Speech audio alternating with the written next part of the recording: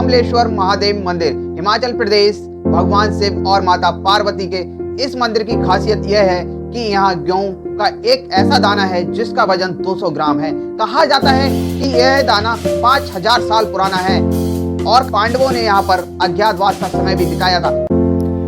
2400 साल पहले भारतवर्ष की इसी धरती पर चाणक्य ने घोषणा की थी कि जो राष्ट्र शास्त्र पढ़ना छोड़ देता है वो समाप्त हो जाता है। क्यों कहा था ऐसा चाणक्य ने?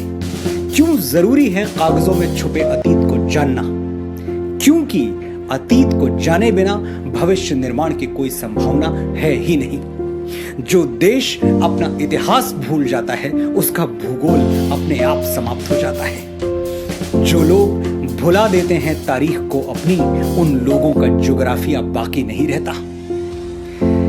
पिछली कई सदियों से हमने अपने इतिहास की जमीनें लावारिस छोड़ रखी हैं। हम न उन जमीनों की ओर देखते हैं, न वहां जाते हैं, न परवाह करते हैं कि हमारे बाप दादा की जमीनों में कौन सी फसल बोई जा रही है और वो फसल कौन बो रहा है, किस नीयत से बो रहा है या फिर किस बदनीयती से बो रहा है।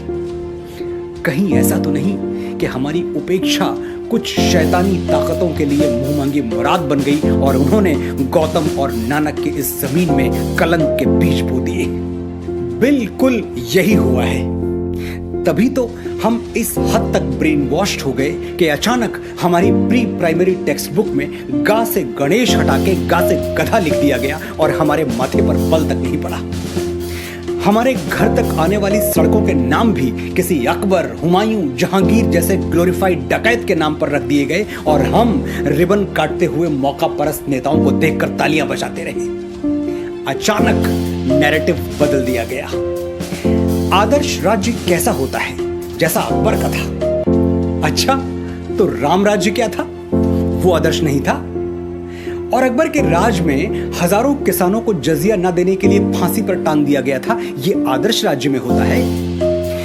ये तो हमें ढोल बजा के बताया गया कि अकबर ने जजिया माफ कर दिया था, लेकिन माफी से पहले जजिया का खूनी इतिहास हमें कभी नहीं पढ़ाया गया।